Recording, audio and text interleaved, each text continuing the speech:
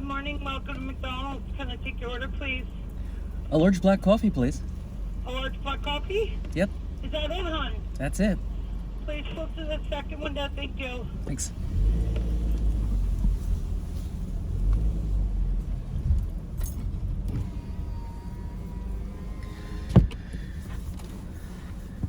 Today is Monday. I have no idea the date. I'm going to say the 10th. Don't know if that makes sense, but it's Monday the 10th of January. A couple days ago, I think in my last video, I got coffee. And I said I got coffee at Wawa, which is bizarre because you clearly saw that I went to a Dunkin' Donuts. Don't know why I said Wawa. I very rarely watch the videos back in totality. Like I'll skim through them real quick if I thought I might have said something I probably shouldn't have said. It doesn't stop me from posting it. It just makes me more uneasy about it. But there you go. So anyway, a couple days ago I made first time ever I made split pea soup. I had a bag. I don't remember why. I think I may have bought a bag of split peas a year or two ago, intending to make split pea soup. But I've never made split pea soup, so it's not something I'm just gonna throw together real quick because I don't know how to do it. So I did make some split pea soup. It was really, really good. I made it like I made a ham about a week ago, and we were getting to the end. It was a spiral ham, so we've been slicing it off and eating it for meals and stuff like that. So got near the end, and I know that's one of the ways you make split pea soup is like you make the soup, you put the bone in there, let it cook for an hour, and then you take the bone out, you slice all the meat off, you put it back in the soup. So I did that, and like I said, it turned out really, really good. The thing is, I didn't know how to make it, and the recipe on the bag was pretty barren, and it's like not really the way I remember making it. So I went online, and I realized that there's a lot of I know there's automatic content generators where people put in a phrase or something like that, and then it just does this thing where it just keeps rewording it and putting it on your social media. So some of these recipe sites really just seem like this is crazy. I know I haven't been sitting here long, but I hate it when the line doesn't even appear to move. It's Monday morning, so I'm grumpy. So I went online to get a recipe for split pea soup. And if I found this one, it seemed pretty straightforward. But it was on one of those sites. So like I was saying, it's a couple of sentences about the recipe, then there's an ad, then there's a nested ad, then there's a couple more sentences like bullet points, and then there's another ad. Like there's ads down the sides, there's ads in between, like almost what feels like every word of the recipe. So I went and I recently got another printer. It's crazy. I feel like I'm cursed. We've bought so many printers over the years for our house. Like we try to get like wireless. They never work. It's not that they don't connect to the wireless. The ink cartridges never seem to work, and then we buy replacements and they still don't work. We've tried cleaning it. Anyway, that's a whole thing unto itself. We've got so many trash printers in our house because we buy them, they'll work the first day. We don't print a lot of stuff at home. So anyway, back to the point. Like we got a new printer. It's more of an industrial one. We bought it off of the place where my wife works. Every so often they have a technology sale where they're swapping stuff out or whatever, and they'll sell the old stuff, and the money I think goes to charity or something like that. So we bought a printer from her work, and it's still working, which is great. Anyway, so I went to this and I copied the sentences, and I just pasted them all into a Word document. Oh, my hand. So I'd have just the recipe to take upstairs because I just can't retain stuff the way I used to, especially recipes. Like you make a box of pasta or something like that, and you got to keep going back to the frickin' box to see, was I supposed to cook that for 8 minutes or? Good morning. Good morning. I can't get sugar or nothing out of here.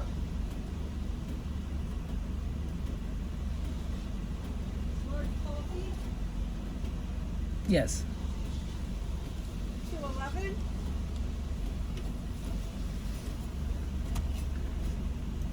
Oh my goodness.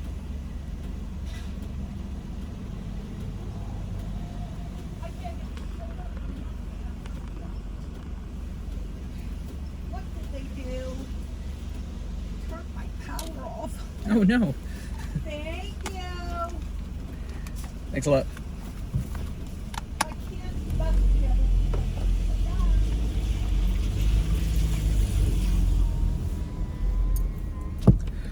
Sorry about that. So I copy and paste the recipe in between the ads onto a single sheet of paper to take upstairs. My office is downstairs. I live in a split level weird thing. Made to be like a boat. I'm putting my wallet back in my pants.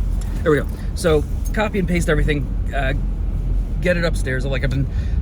It's weird how I do things. Like, I've literally been kind of carrying this bag of peas around for 2 days, reading it, you know, like you're supposed to soak the peas overnight, blah, blah, blah, all this stuff. And like, you know, I'm warming up, like sneaking up on something I've never made before. It's like, I don't know, like a shark circling a victim. I don't know. There's a weird method to the way I do things. So anyway, I'm finally at the point where I'm going to do it.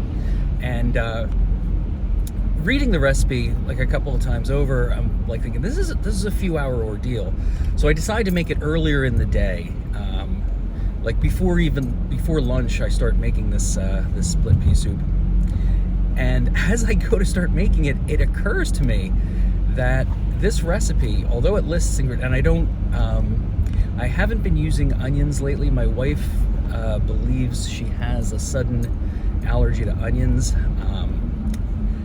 I don't believe her, but I'm replacing onions with other stuff anyway, just in case. So instead of onions, I'm using leeks. But anyway, the point is, there's no measurements. Like, it doesn't tell you how much chicken stock, how much water, how much salt, thyme, anything. Carrots, like, and then actually something weird about the way you add carrots to this. So the way you make the soup, is you fry up the onions, which in this case ended up being leeks and I think celery and garlic. That gets fried up beforehand. Then you add, like in the pot that you're making it in, you know, saute the vegetables, but not the carrots. The carrots don't go in yet.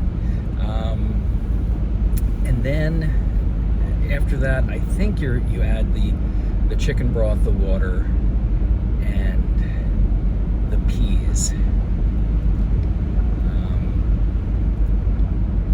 After that cooks for like an hour. After that, you add the ham bone, like with all the meat and stuff like that attached to it. And I guess it was the knee. Like, after I got them, I didn't realize that the spiral ham came from the knee joint, but apparently it comes from the knee joint. So I guess it's above, like the knee and above. So yeah, that cooks for, I don't remember if it was like a half an hour or an hour, but you let that cook for a while until like the meats fall off the bony. You pull it out, you let it rest because it's hot. And at this point, you add the carrots and if you want potatoes and all the other stuff. That gets added, the meat rests for a little while, then you shred that, like just chop it into either chunks or shred it, and you throw that back into the soup, and then you cook it for at least another half hour after that. I'm not used to putting carrots into a recipe so late, but maybe it turned out that they were right. They just a perfect consistency. But it's just the fact that there was there was no measurements whatsoever, which makes me think this like just one of those. I mean, they didn't get me. Like, it's just that it's weird. It's just a website to drive traffic, but I wouldn't recommend this recipe because it's not a recipe. It's just the basic ideas of how to make it. And my wife is not a measuring person, so if she were to make it, like, she'd be perfectly fine. She didn't even notice. Like, I was trying to get her to read the recipe and find out if she could make it or not. And in the process of doing it, I realized, like, she never measures anything anyway. She just like eyeballs it. Like, this should taste good. Which is fantastic. I'm a very how am I supposed to make it kind of guy. I need to know. Like, I don't mind modifying the recipe. I just want to know what the recipe was first, you know, especially the first time I'm making soup. I want to know, how is this supposed to be made? What I did have was there was a picture on the like, you know, a thumbnail that goes along with it, and it showed all the ingredients. So I just kind of eyeballed what they were doing there. It was like this 1 container of chicken stock. I did a 50-50. So after I added all the chicken stock, I added some more spices. I just did it, you know, what looked good for that amount of soup. So the carrots, like in the picture, was 2 large carrots. So I grabbed 3 smaller carrots. The leek, I think I could have put more in there. Like I went to the store and I bought, because all I have is onions. I didn't have any leeks left from before, so I had to buy new leeks. There's only one little bundle of leeks. A bundle is 2 left at the store. They were pretty sad looking, but just looking at, like, the leaves were pretty torn up. Like the part that you used looked fine, so I just bought them. They were just muddy and stuff like that. But I used the smaller of the 2 leeks, and I'm thinking I maybe should have used the larger of the 2 leeks. I didn't want to use both because I thought it might be a little overpowering, because leeks are still a bit oniony, and I don't mind it. I can just eat an onion, but my wife is a bit sensitive to that. So, in fact, when I said I went to Wawa the other day, it was weird because I had to stop afterwards, and like, you even saw them hand me all these napkins, Dunkin' Donuts. And of course, I don't believe there are any Wawas that have drive-thrus, or if there are, they're very rare. So, who knows?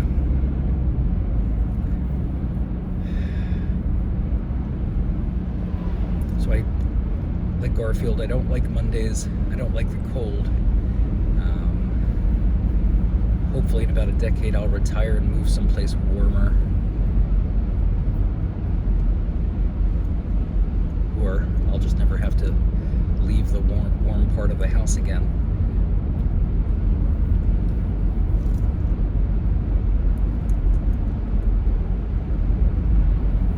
I didn't make, I thought Fridays, well, not Fridays, I thought Thursdays, I didn't drive to work on Friday, but I thought Thursdays went well. I had made some bullet points. I didn't have a lot of time this morning. Even though I got a shower last night, I got tied up with other things this morning. I always hate doing the double yellow dis. Okay, and we're good. There was a trash truck collecting trash, so I had to go around them. But it's a double yellow here. But I think you're allowed to go around. Otherwise, I'd literally be stuck in behind him forever. So I'm pretty sure you're allowed to go around as long as you pass safely. I don't know. You may have to, like, legally. Maybe you're supposed to stay behind the trash truck until it finishes its rounds. But that just sounds crazy because it's physically stopped. Double yellow disc. That's me and a friend. Used to drive around a lot, and that's what he called passing someone when there was a double yellow line. It was called the double yellow dis.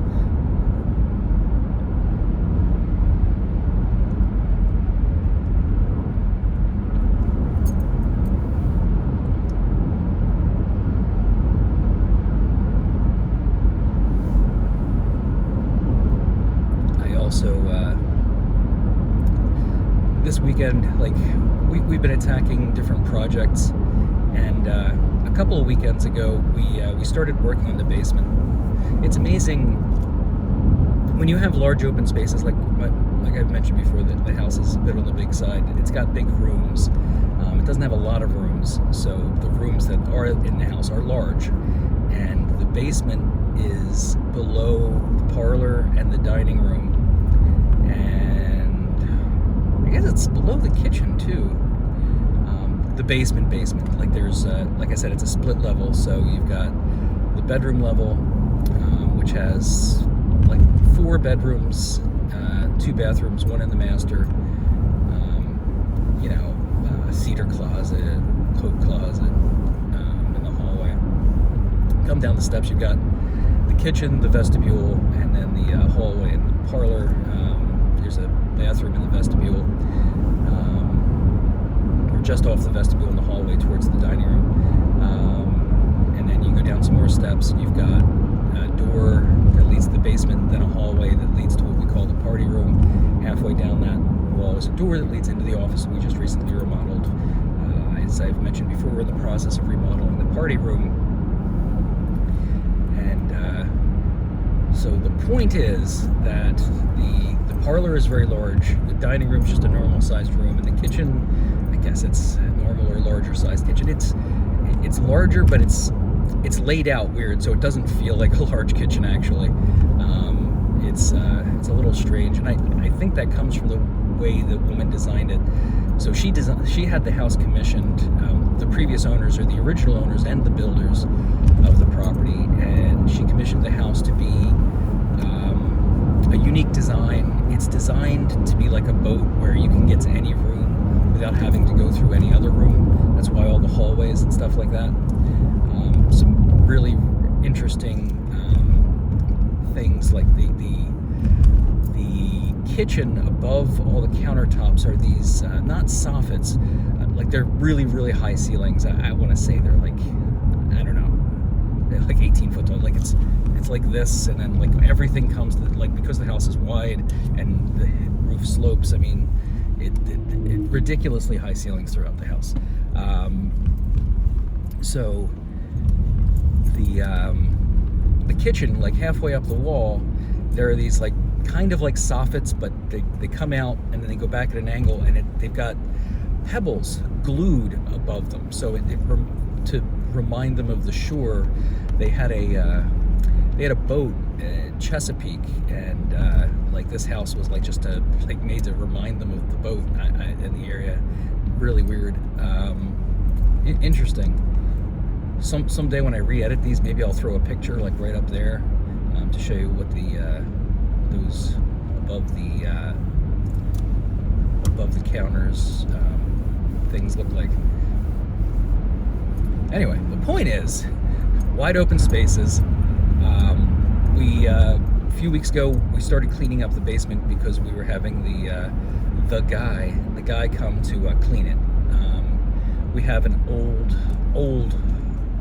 boiler, old to the point where the previous owners were being asked by the local oil company when they would come out to service or add oil, they were telling them they should replace it. In the 80s, they were telling them they should replace it. It is now the distant future. It is 2023, which is, I can't do the math, but let's say 40 years later. 40 years later, that boiler has not been replaced yet. It's just amazing how old things last. I can't imagine that it's horribly efficient. I think a newer one would be more efficient, and I really have to look into that because my heating bill is astronomical. The house is not well insulated, and it's old. Like, all the windows are old, so like any thermal properties they had are long gone. Like the double paned, like it no longer has there. Like there's one of the windows, like one of the big double long windows for the sliders, like it's got a, for someone who mowed the lawn, it's got like what looks like a bullet shot on the outside. So it's like it's all compromised. The seals are gone. The house in the winter gets cold, and we don't put the heat up very high again because, especially now, heating oil is very, very expensive.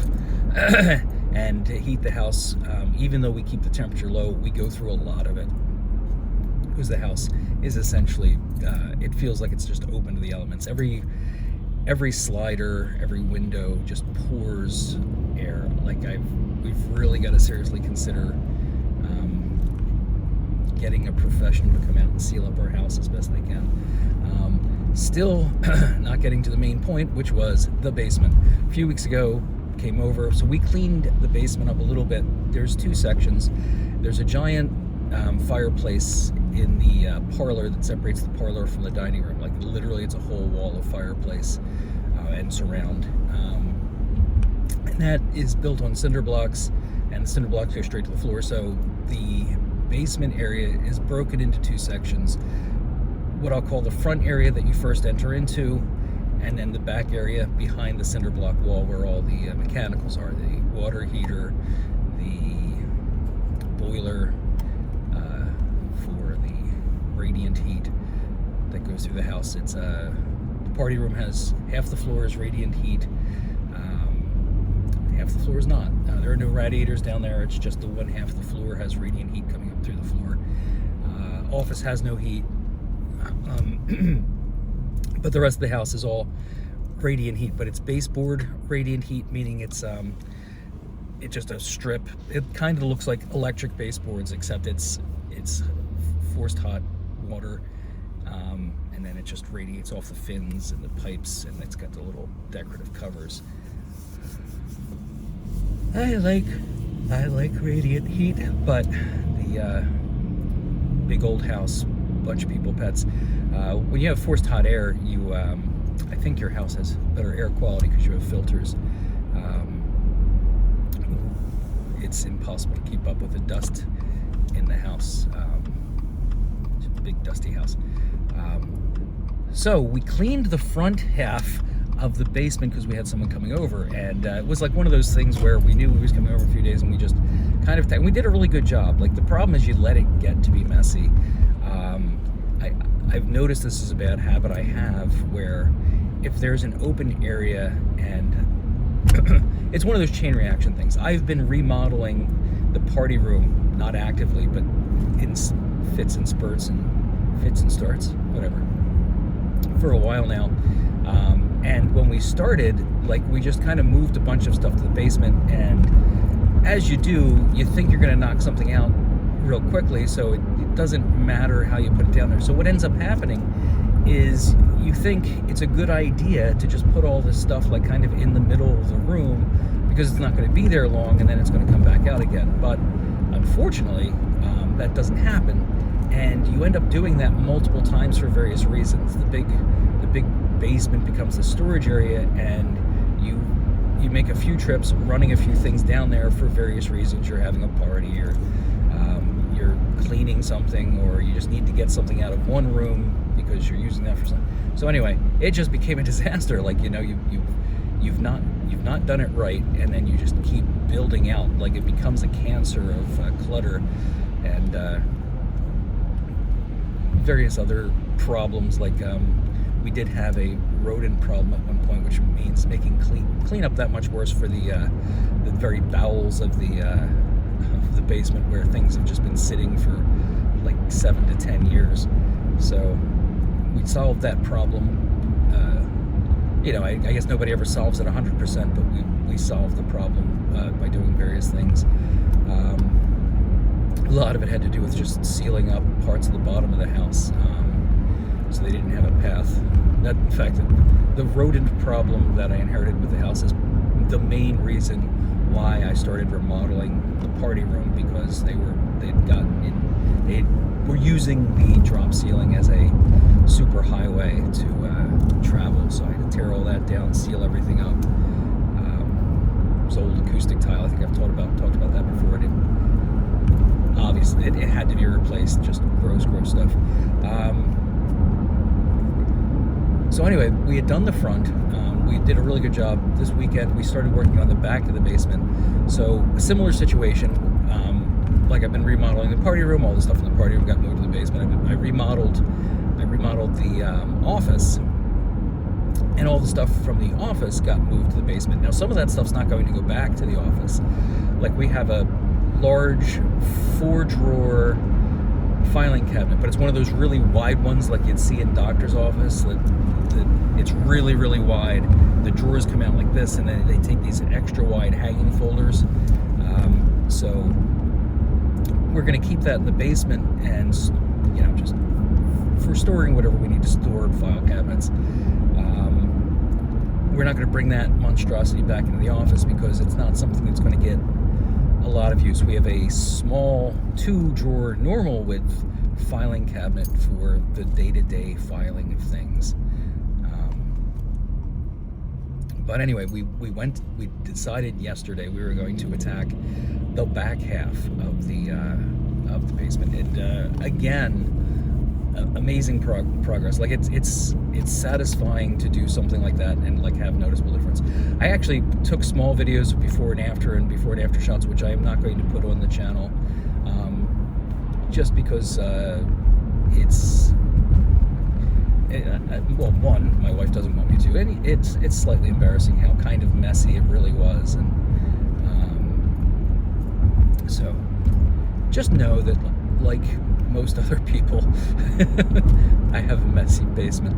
I know most other people probably don't. Like, you know, you always see on TV is like I've been to some of my friends' houses. Some of my friends have messy basements. Some of my friends have houses that are unbelievably immaculate. Like, I just can't understand how people have the time to keep things so clean and you know, dust free, and like, it's like, dang damn it, do you even live in your house? So I think that was it.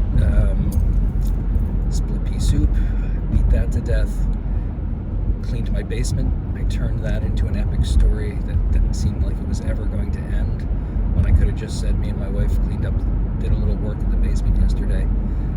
It's I guess the reason I'm mentioning it is, one, I have to fill like an hour and a half of time here.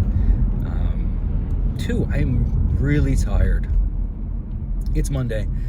Like I said, I hate Mondays. I'm tired because I have to actually get up pretty early. I get up between 3 and 4. But I'm sore. I'm sore all over from that. Like, there was a lot of heavy lifting. Like, you know, just, we've collected a lot of stuff over the year. A lot of it's in tubs. And moving a lot of that around, moving that filing cabinet, that thing was ridiculously heavy. And it was one of those things that we put in the middle of the floor. So since I'm remodeling the party room, I decided to remodel the office after I started remodeling. I'm already done the office. There's some detail work that I want to finish. There's trim around the window that I want to do, and kind of modify some of the trim around the doors. But I mean, the office is perfectly usable now, and I use it.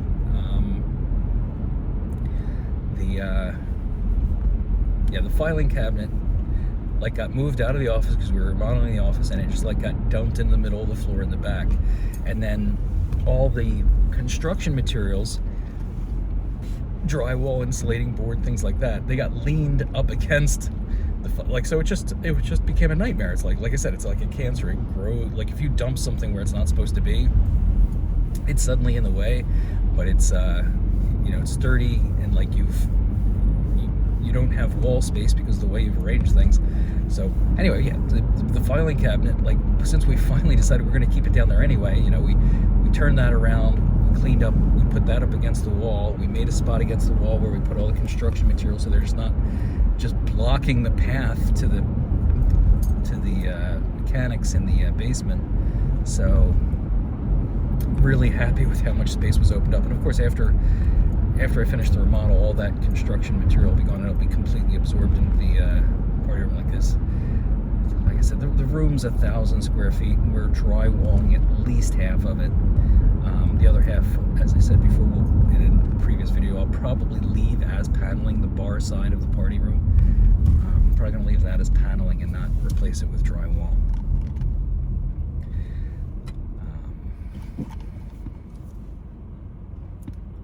So I'm very tired, and I'm very sore from all the lifting and moving and stuff like that.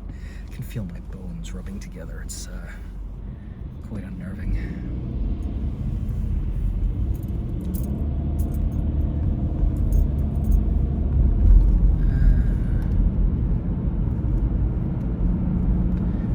What would my viewer actually be interested in?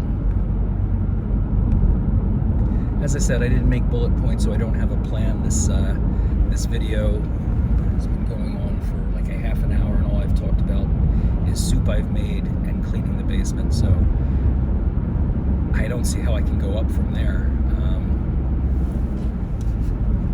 Maybe if I have a little bit of coffee.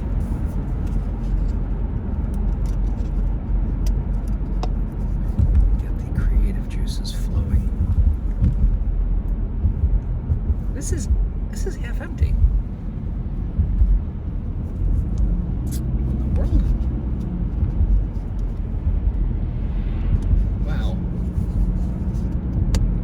scammed on that coffee thing. I just spilled some on me.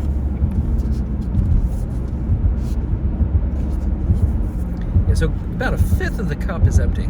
Like, I mean, not a big deal, but I'm surprised they're skimping on the coffee.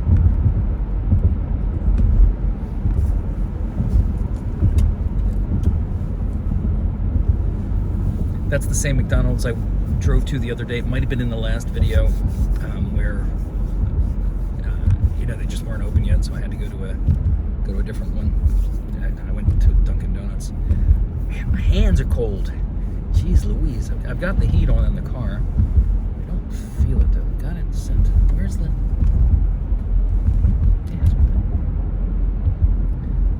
Just not. Need more warm.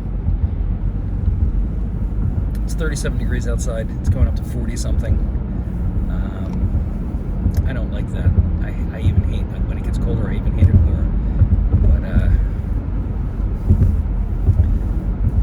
not built for these temperatures. I can't properly explain myself in this environment.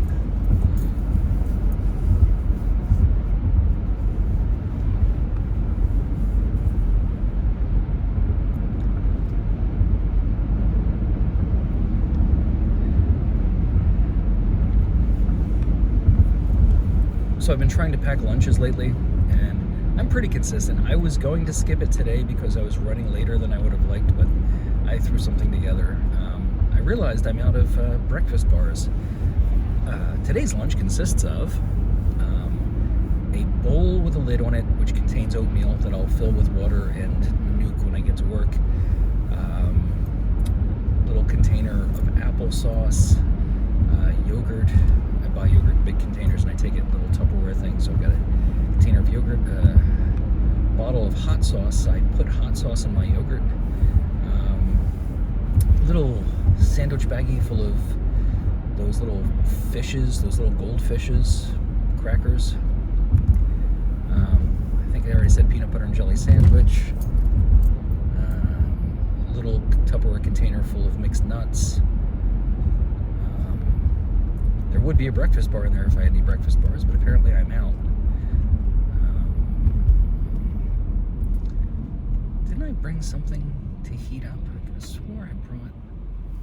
Oh no, I didn't. I was going to bring some of that soup, but I didn't. Instead, I made a little container full of green pepper and celery to snack on.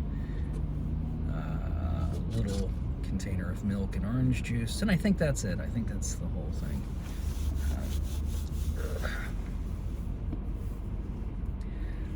Like I said, I've been trying to pack lunch every day. Eating out at lunch is expensive and very unhealthy. Like, cause you're no matter what you're doing, you're going for fast food. Like it's Wawa, Wendy's. So it's expensive. You have to drive there, and then you're paying a lot. And the last few times I ate at Wendy's, it's just like, they're good. Of the fast food chains, Wendy's has always been my favorite. They have, like, I think they have the best burgers. But the food is like, I got a pretty solid stomach. Like I eat some really spicy stuff all the time. Like I like spicy foods, but like fast food nowadays just hurts my stomach. McDonald's has done that for a long time. I cannot eat McDonald's food. Like I can eat their breakfasts, no problem, but their dinners, their hamburgers and stuff like that, like I have not eaten at McDonald's recently. I mean, I eat there very infrequently because of this reason. I always get a stomach ache after I eat McDonald's food. The dinner foods, like, you know, the hamburgers and fries and stuff, like, they're delicious. Like, it's like a guilty pleasure thing. Like, their fries are amazing, but I always get a stomach ache.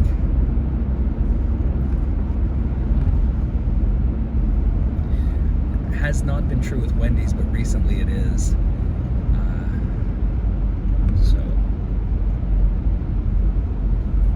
So I pack a lunch so I have something to eat. I end up grazing throughout the day.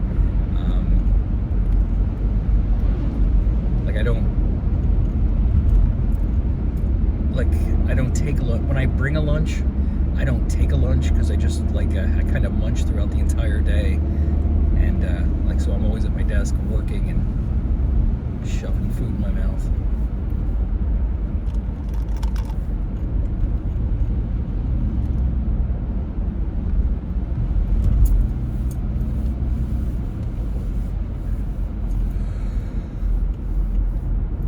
I do apologize for all the yawning and lack of content. I should have thought forward. I should have thought ahead. Should have made some bullet points. I am surprisingly tired. Is there a carbon monoxide leak in here or something? Oh, there we go, yes. Turn that off. So, here's another one, weird thing where I'm giving someone a backhanded compliment, just like Wendy's and McDonald's. I like Subarus. They're really nice. Since I've moved up to where I've moved, there's lots of hills and things like that. And I think I've covered this before. Subarus, all-wheel drive, they're fantastic in the snow and rain and stuff like that. I've never had a problem with my Subaru. I got a Subaru. I put a lot of miles on my vehicle because of the commute to work. I drove my last Subaru into the ground. I bought it a couple of years after I moved up to where I am, because I was driving my pickup truck to work every day, which is crazy. I think it's 12 miles per gallon. Subaru gets something else. What is this one currently getting? Between 28 and 29 miles per gallon on average. It depends. If I leave early enough and take these back roads to work, it improves. I've had it up over 29 miles per gallon, in the 29s for a while. But once, when I take the highways, it drops. It seems weird, but on these back roads, you can move at a pretty good pace for long duration without hitting the brakes. On the highway, you're going faster and you get less gas mileage. So it's there's a really sweet spot on these back roads at 5 in the morning when you're driving along that you can hit that sweet spot where you get really good gas mileage. So anyway, yeah, I got a Subaru, and it was really good. I bought it used. I think when I bought it, it had 40 or 60,000 miles on it. I think I put well over 200,000 miles on it. I didn't want to get rid of it, but it had become, the last time I went in for service, there was literally, of what they found that had to be fixed, it was $8,000 worth of work that had to be done. And that's without them starting to tear things up and get in there. And like I said, this is not bad about Subarus. It's we live in the Northeast, so there's salt. There were parts of the car underneath which had rusted through, and that comes from salt and stuff like that. And I don't know how much of that damage was done when I bought the car used, but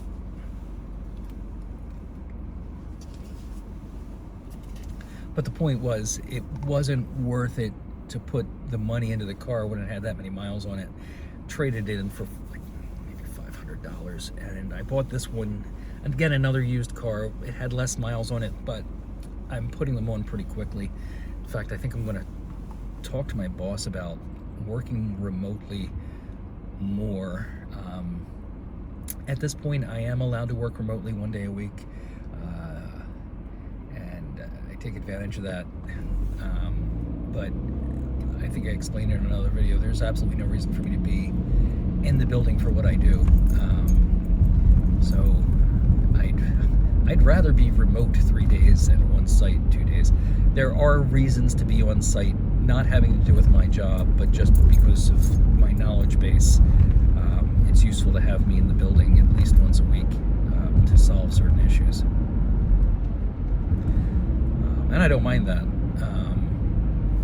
I wouldn't mind 3 days a week. I could do Monday, Wednesday, Friday. That wouldn't bother me at all. I really would like to have a couple of days, mainly because of the commute and how early I have to get. I am not a morning person, so the last thing I ever wanted to do was grow up and have to wake up at like 3 to 4 in the morning just to go to work. It's killing me, man. So tired. And for years I was not that I'm specifically very unhappy. Like, it might have seemed like that a couple videos ago. Like I said, it does wear on you, like certain things, but I mean, for a while I was very happy with my job. I had a lot of artistic freedom, and I was like working on really, really big projects that I got to direct for the company. Like, unfortunately, some of these projects made me some enemies in the company, I think, which was unfortunate, because I was doing things that were well outside of my realm, like not only of expertise, but just like not my job. And it was impressive. Like, it looked fantastic on a resume, like some of the stuff that I ended up doing for the company. Like, over the years, like, I've done a lot of things like that nobody kind of really knows, like, because I don't know if this is common everywhere. Like I've said, I've been lucky. I've had long-term jobs, but I've had like 6 or 7 bosses since I've been there. All the people around me have changed. Like, just there's nobody. Like, there's the core members, especially in the office, that are the same, are very few. Like, nobody that's in the cubes around my area are the same people that were there when I was hired. In fact, none of them are. They've all been there less than 2 years. It's my boss has been there a week.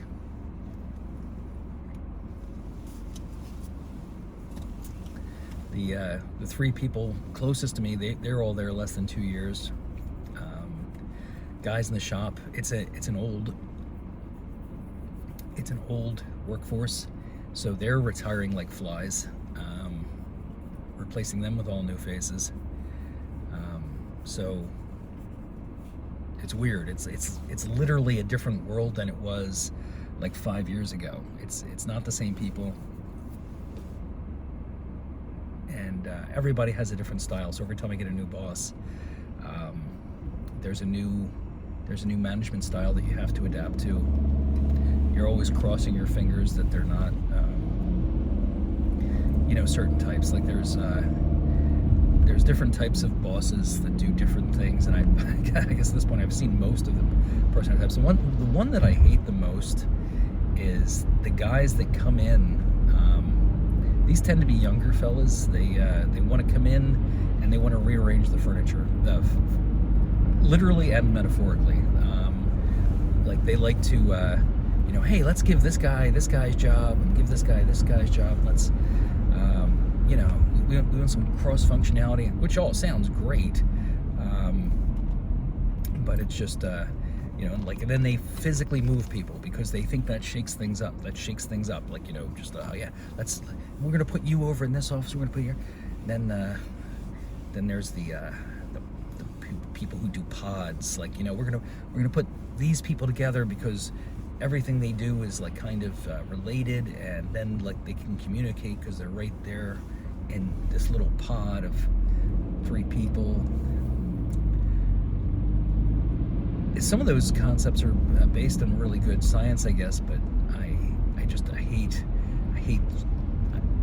like everybody. I dislike change. I say that I'm not as opposed to change as most people. I roll with the punches, but like where that moving the furniture mentality, it's like, what do you think that the person before you is doing wrong that you have to uproot everything?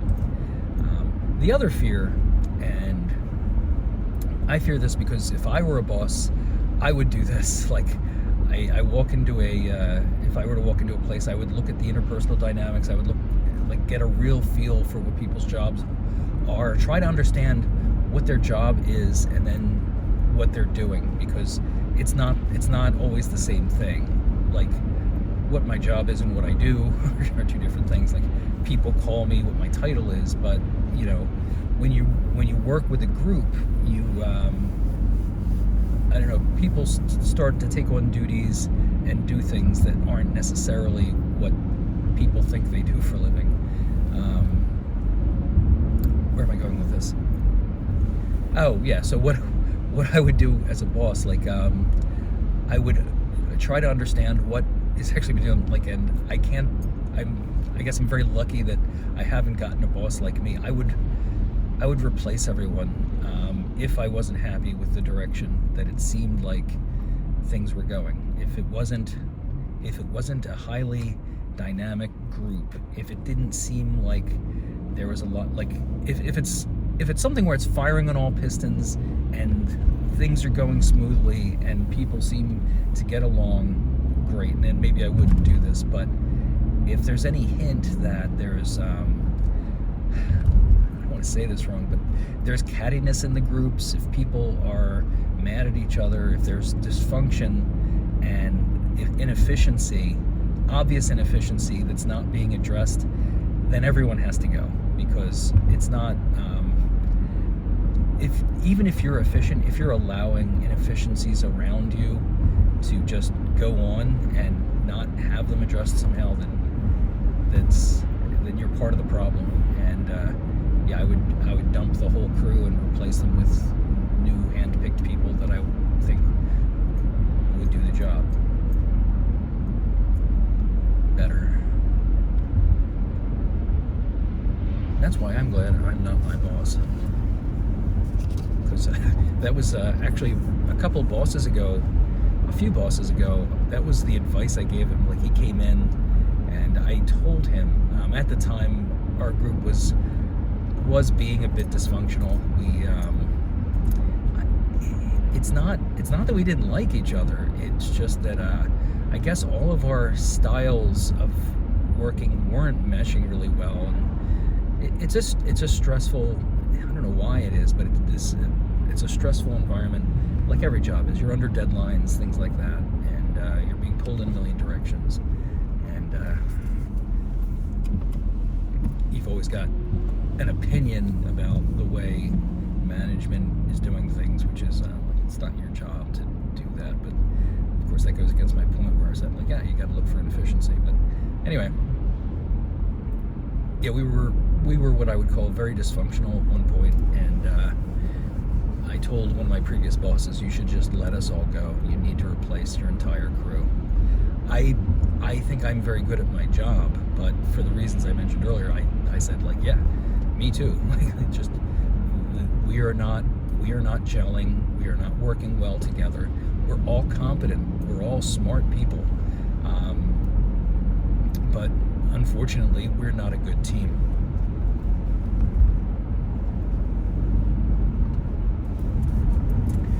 My team is all gone now.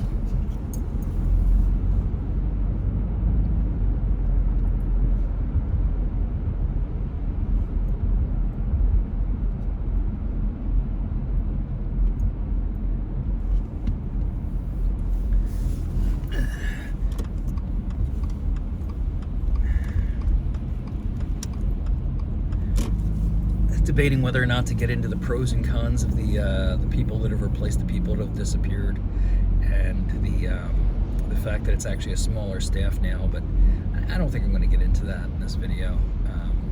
Again, I'm focusing on work as a default, because that's what I'm thinking about, because that's where I'm headed, and I spend a lot of time there.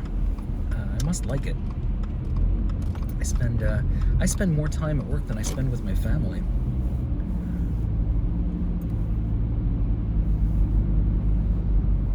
I think that's true of everyone. You're there for 9.5 hours a day. I mean, you're really not with your family in the morning unless you're just a lucky person and you get up around the same time. In the afternoon, we have slightly different schedules. I don't know if you figured this out yet, but I get up pretty early. My work day starts early, so it ends a little earlier. So I end up getting home before my wife. So I leave before her, and I get home before her, which which is logical. Even with this crazy commute, because she starts work later than me. Not going to tell you where she works or anything like that. So anyway, the point is, I get home before my wife, blah blah blah. Like, you know, in theory I should, in order to get like a solid 8 hours of sleep, I would have to be asleep by 8 o'clock at night, easy.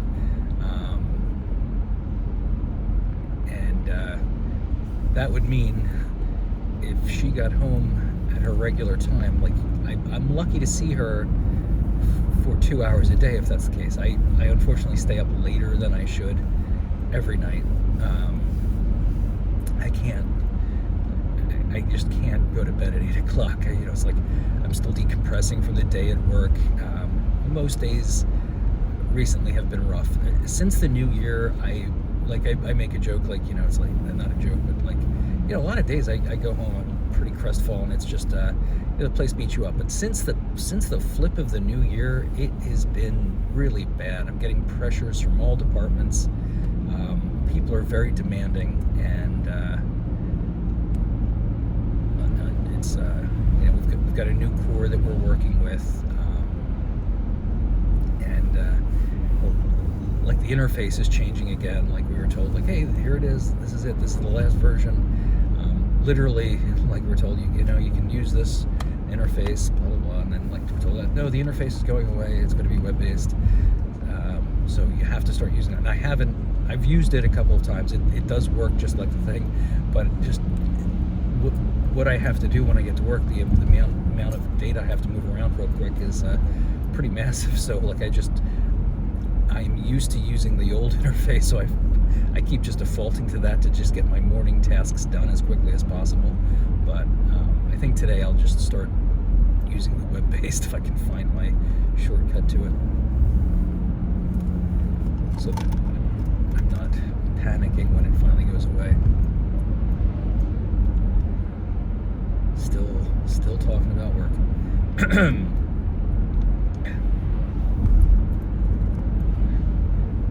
So, like I've mentioned before, I've got side gigs. There's a couple friends of mine. We've talked about doing side gigs together, like trying to get in business together. Each one of my friends that I'm talking about here, they have. It's weird. Like I've got, you know, my 9 to 5, plus I have side gigs, which is probably going to kill me. I'm just like, how do you fit anything else? Anyway, my another one of my buddies has his day-to-day job, and he has a side gig, a fully side business. And then another guy that's in this group of guys that like I pulled together, saying like, you know, we got to do something. Like, it's crazy that we work these 9 to 5ers. Like, we're all ambitious. We all have side jobs. Like, we all have businesses on the side. One of them, his side business is his business. He literally works for himself. He's got his own business, which is his source of income. Like I said, we all have side businesses. We've all got LLCs that are doing something. His is literally his bread and butter. Like, he doesn't work for the man. He works for himself, which is, I know it's a pain in the ass, especially when it comes to health insurance and you know, taxes and all that stuff. So it was very difficult to do what he's doing. But anyway, like, we're all industrious young lads. None of us are young anymore. And I really thought that there was, if we put our heads together, we could brainstorm something that we could all do to get out of our 9 to 5 grinds. My actually the one buddy that has his own business, he also had a side gig, doing something similar to what I'm doing. So he was doing his business, plus he had a second business with some partners. So we all have the drive, we all have the, we're all doing it, but it's like, I think if we could work together, because if we're all doing it individually on our own, there's no reason that the three of us couldn't attack a business. But you know, the model is like, what do we want to do? Like, it's always like, I don't know. My brain kind of shuts down when we get in those sessions. Like, do we invent a new widget that's going to sweep the market? Something that you like take on to Shark Tank? Do we do a web app or a phone app? Like, what's a unique idea? And like, some have been tossed around, and other business ideas have been talked around that involve brick and mortar locations. But we never stuck to it. Well, there's nothing to stick to. I mean, we've had a few meetings, but we can't. And it's funny. I talk about another friend of mine who started a business. Her and her boyfriend, like they just, like, no thought process, just opened up a business. Like, it was a retail business. They just went and did it, and like, I've got that. I'm too tired to remember what it's called, but it's something like decision paralysis. Like, what they did was, like, they literally opened up a storefront. And I'm like, you have to, like, aren't, like, if you like done all the math, like, you know, the expenses, things like that. What is your, you know, what's the floor traffic in that area? Like, how many people are passing by a day? Like, what licensing do you need? Like, what kind of insurance do you have to have? Liability? Like, didn't think about any of it. Like, and the attitude is great. It's like, well, if I'm doing it wrong, someone will tell me and I'll fix it. Like, it's not like they're going to come in and beat you up. And she's absolutely right. Like, you know, they find out there's something they're supposed to do, they do it. Like, I tend to overthink things like that. Like, it's almost like I'm looking for the reasons why you can't do something, rather than, like, all right, I think this is what we need to do. Like, no one gets harmed if you open a business and it turns out you forgot to file some piece of paperwork. You just, if there's a fine, you pay the fine, you file the paperwork, you get it done.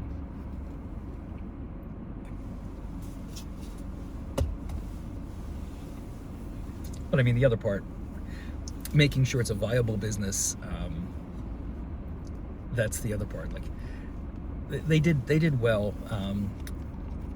I think the business may still exist. She's no longer part of the business. There was a falling out. They're no longer boyfriend and girlfriend. So, but I believe the business still exists. It was doing well up until when they split. So, like I said, it's that's another way to attack it. And I know I'm not attacking it in that fashion. So when we get together, like, I always try to think of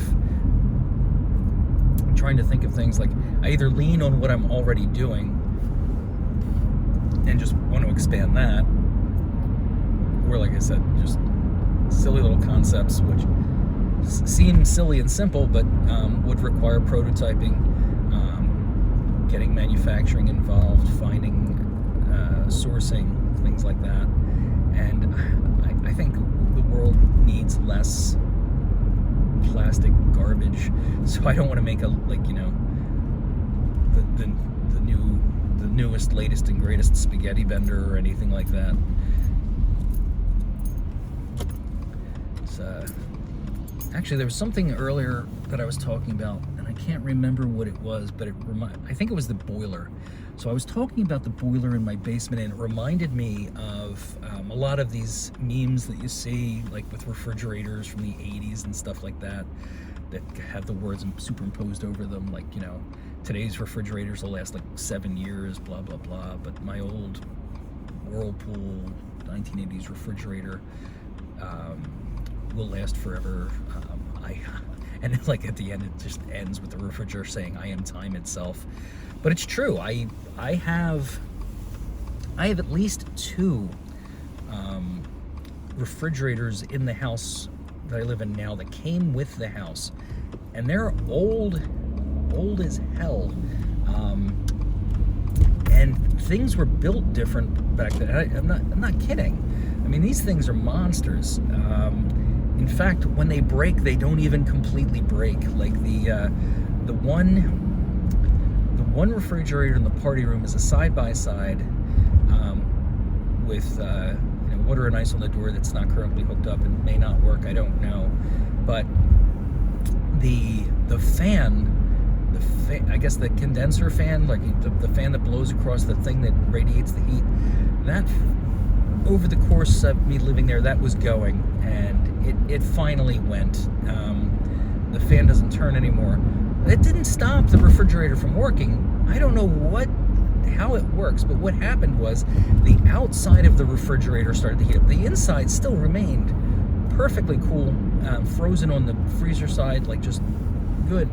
The outside would heat up. So what I've been doing to limp it along until I get rid of it, like I've already cleared out the freezer. I bought a box freezer. I forget what they're called, chest freezer, which is in my basement, to store freezer stuff.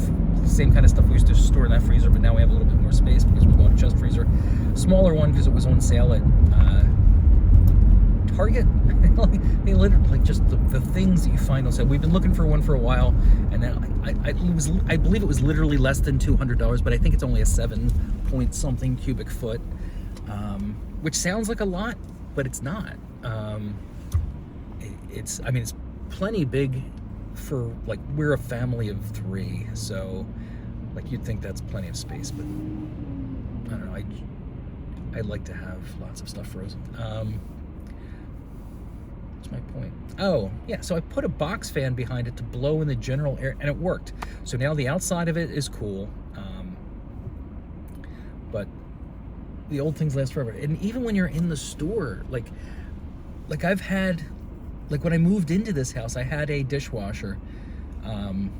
I forget what happened to it, but it had to go. But it was old. Again, it may have been the original appliance. It was an ancient dishwasher, which worked fine up until the point that I believe it started to leak, and then you're just convinced that, like, there's no fixing, there's no coming back from that, so you got to buy something new. So, like I said, I've only been in this place 7 to 10 years. I bought a new dishwasher, and it died. I want to say we had the dishwasher for like 6 or 7 years, and it died, and I still have it. I'm pretty sure it's the main board that went, and I've been trying to find a cheap main board because I don't want to throw it away. It's like there's absolutely nothing wrong with it. Like it's a good dishwasher, except it doesn't work, and it doesn't work because of a faulty piece of electronics. But the point is, when you go to the store, they tell you that's it. You're going to get 7 to 10 years out of the dishwasher, and then you're going to have to replace it. And I'm like, why? Like, why are things not made to last anymore? And like, you tell them, like, you've had old appliances that last for decades. They either don't believe you, or they're told to act like they don't believe you. But like, no, all the old, like, you see old stuff. Like, if I saw an old dishwasher for sale, like, I would probably scoop it up, because I know it'll probably, like, if I clean it up, check everything out, it's going to work for years. These new ones, they just, it seems like they're designed to break, and that's unfortunate. Like, I know pre-planned obsolescence, it's not a conspiracy, it's a real thing, but these are, like, these major appliances, I can't believe that people just are okay with them breaking after 7 years. Like, that just boggles my mind. I wouldn't mind paying twice as much, 3 times as much, but even the high-end ones, they don't seem to have that longevity. I mean, some of them have ridiculous guarantees, but on specific parts. Like, the motor is guaranteed for 10 years, but that doesn't do you any good if the boards fail, or if the tank leaks, or so I don't know.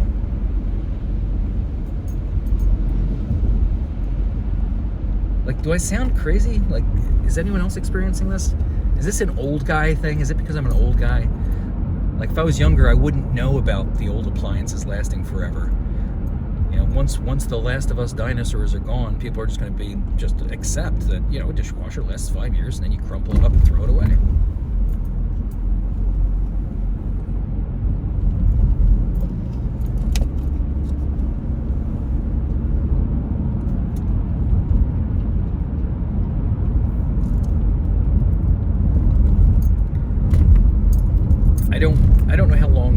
refrigerators are supposed to last. I'm hoping it's more than the 7 years you get out of a dishwasher, because that's ridiculous. Some of these high-end refrigeraters are like ridiculously expensive and have so much stuff built into them. Like, you know, if the Wi-Fi and the screen break, that's kind of okay as long as it's still a refrigerator. But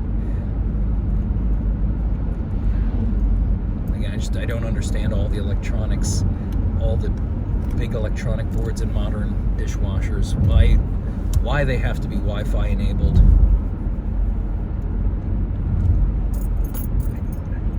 I can't. Mine has Wi-Fi. I don't know how to hook up to it.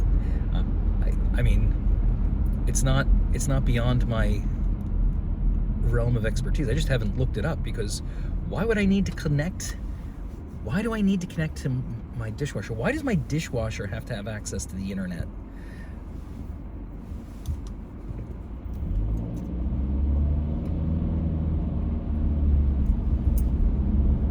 Like, there are entire countries that don't have access to the internet, but my dishwasher has access to the internet.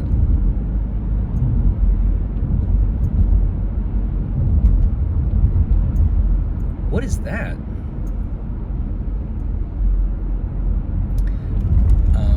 Just driving along here, and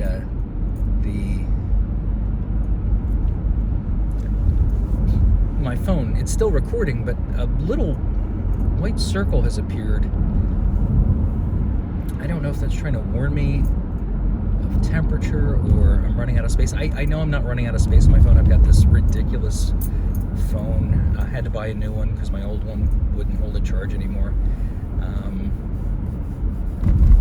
And I went from a 6 to a 12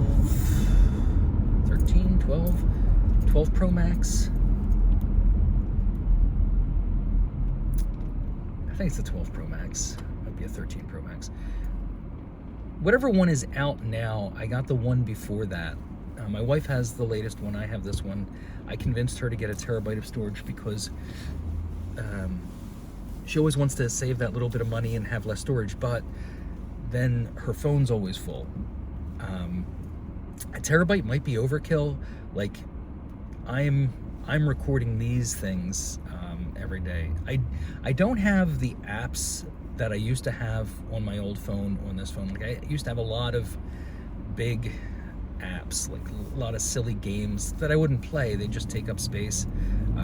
Obviously tons of pictures, but you can dump them off every once in a while. But this one, you know, I'm not taking less pictures. I do have less apps, but I'm also recording these hour-and-a-half long videos every morning. Mind you, it's only been for a couple of weeks for my viewer. And like, I still have tons of space on this phone. I haven't taken any of these videos off the phone, which I should do. Unfortunately, something I realized, kind of thought I knew, but I think it's actually true, is that, like, my viewer keeps commenting that I look green, and that's because of the post-processing I'm doing. It's a filter that I'm putting on there that I know probably makes the video look a lot crappier than it would in the raw form. But like, just about everything I do is for a reason. So there's a reason why I'm running it through that filter. Debating whether I should not do that with this one, but I'm going to do it. So the point is that once I run that filter, the original doesn't exist anymore. Only the modified version of the video exists. It doesn't preserve the original. There may be a way to do it, but it's not a very sophisticated app. So I think it just modifies the original footage, and then that's it. You've modified the original, so there's no way for me to get back to what I'm seeing now in the screen is what this would probably look like if I played it back. It won't look anything like this. It's going to be kind of grainy and green and dark once I run the processing on it.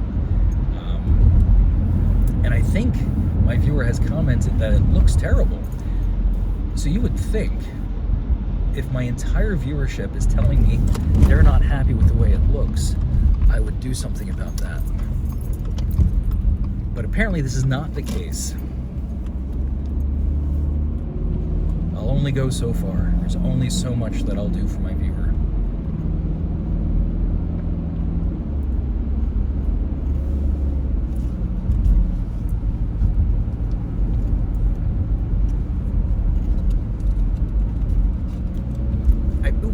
Coffee up my nose.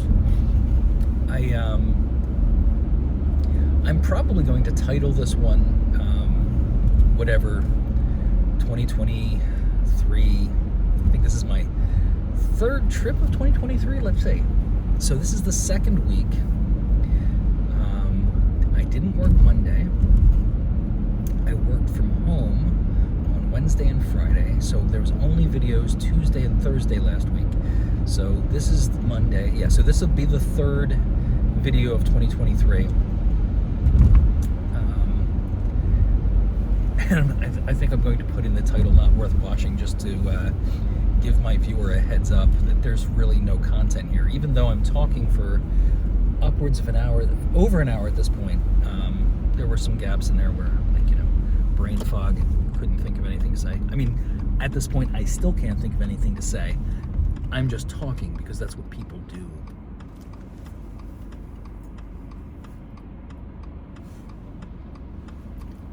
Sorry, I have to concentrate here. There's pedestrians, there's cars, got this blinking light, windshield wipers going back and forth. It's an inside joke. If you ask me in person, I'll explain it later. Saying a bit.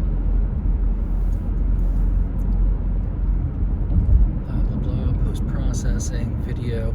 Yeah, so I'll probably title it "Not Worth Watching" so my viewer knows. Like, I can't even timestamp it because, again, like I said, there's no content today.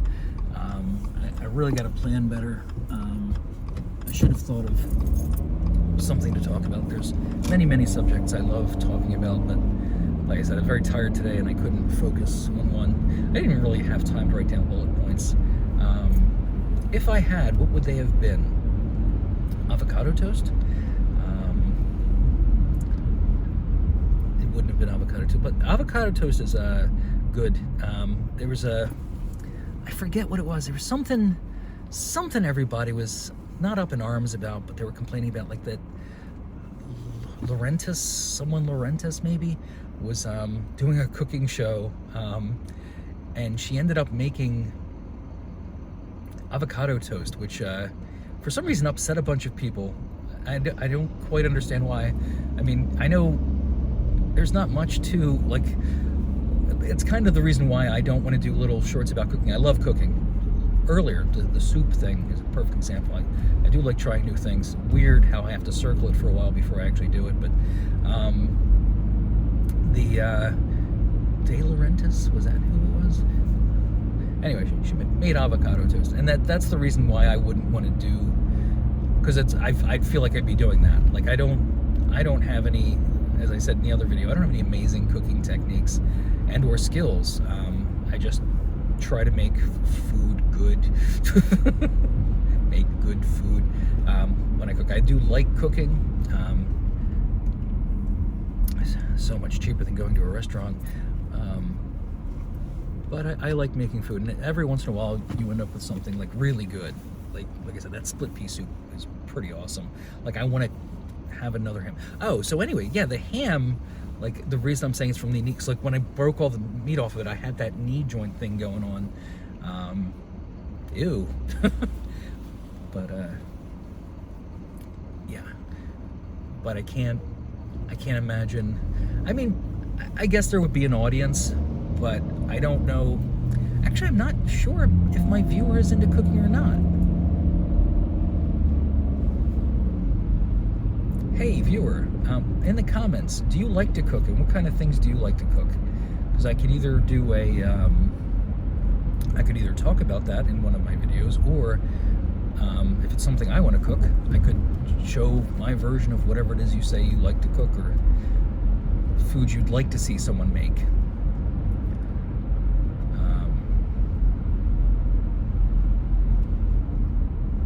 Yeah, that, what I just said. Or just say, no interest. Please stay away from anything culinary. It skeeves me out. Don't like to picture you around food. That's you talking to me.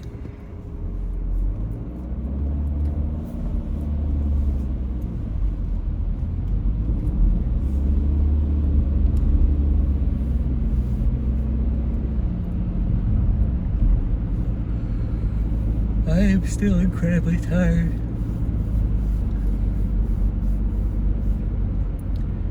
It's my fault too. Like I say, because I was working in the basement, and it is. I'm sore and tired from that. But I also stayed up way too late watching. I don't know if it's a reality show. I like cooking shows. What I was talking about earlier, and I stayed up really late at night. There was a new TV series. There's these 11 professional chefs. They're in a room, and it's a competition. So, but it's one of those things, there's interpersonal dynamics, and there's the cooking, and they're judging each other. And like, it wasn't bad. Again, I really wish they could do these shows and do the part I like, which is explaining the dishes, like how these people are cooking certain things. Like they make the foods, but it's not, you're not learning anything from the show. It's just purely entertainment. Like the cooking is just the vehicle for the interpersonal dynamics. Like they're kind of being judged on the how well they do, but like any other reality show, it's all about the interpersonal dynamics and making alliances and things like that. But you get sucked into it anyway. Like, so like now, like I'm like, there's only 11 of them. 2 have been eliminated already. I think it's a made for Netflix thing. It's an interesting concept, you know. I've always wondered with these shows, when you do something like that, like these people they're essentially, a lot of this is they're cooking for each other and they're judging each other's foods. And so, and then there's the other part where when the person was eliminated, they'll be the judge of everyone's food. And I have to wonder on certain things, like when you're making lobster or you're making certain other foods, like there's a timing thing involved. You want to get it to the table at a specific amount of time, or if you're making a red meat, there's a specific amount of time you want to let it rest. Otherwise, like, you know, if like in scallops, if you're making scallops, you don't want like, even if they're cooked well, if they end up being cold by the time the person's tasting them, like how can you fairly judge that? Like how can you test 10 dishes and have the timing be right? You know what I mean? Like, I fear that there's an unfair, if someone's tasting 10 different dishes, like they're being prepared beforehand, and then like they're clearing the set, and then the person's sitting down, I don't know that the food is necessarily being judged on its full merits, unless somehow they've planned that out. And I find it hard to believe that you can have 10 dishes prepared by 10 different people and when you're dealing with different seafoods and proteins, steaks and things like that, they'll all get to the person at the right time, so that they're the way they're supposed to be when you're served them. You get what I'm saying.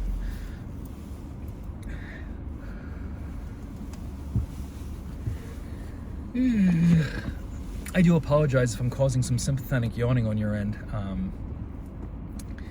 Man. So yeah, I shouldn't have stayed up to watch that.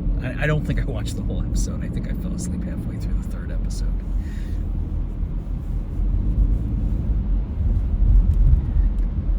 Which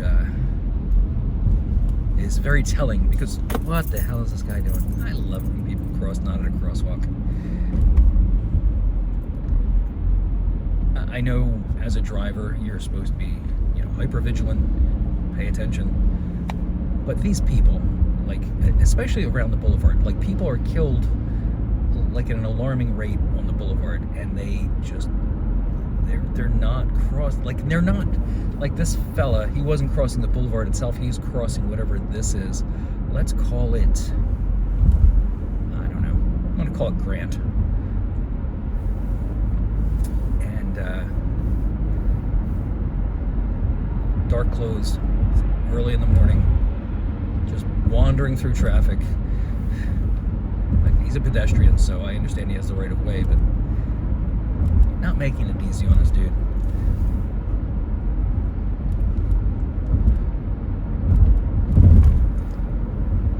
Right, so very quickly it snuck up on me today, but we're at that point, so I have to let you go. Have a wonderful day.